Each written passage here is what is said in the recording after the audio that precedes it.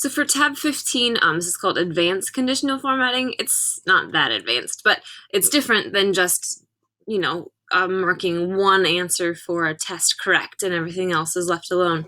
So we're going to make everything color-coded here.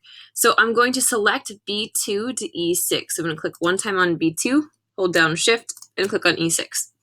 Now that's selected. I'm going to go to Format, Conditional Formatting, and now obviously for whatever your grading scale system is, you can do whatever you want. But what I'm going to do is I'm going to change the rule. You can see that there's a lot of different options that you can choose. I want it to be, I want my input, if any of the numbers are less than or equal to 59%, in my head, I don't understand it, so that's going to be red. And put done. Now, as you can see, it says add another rule. And if I click on add another rule, it's still keeping my B2 to E6 selected, so that's perfect. Then I'm going to go, if it's between 60% and 74%, I need that to be yellow. They're on their way, but those kiddos are still struggling. In my head, that'd be developing proficiency. I'm going to push done, and then as you can see, it's starting to fill in the colors here.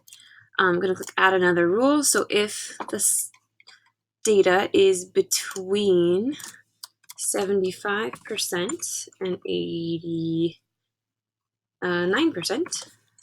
then it's going to be green. They're on their way. That's in the kind of a comfortable zone. I'm going to click done, and then my star students here.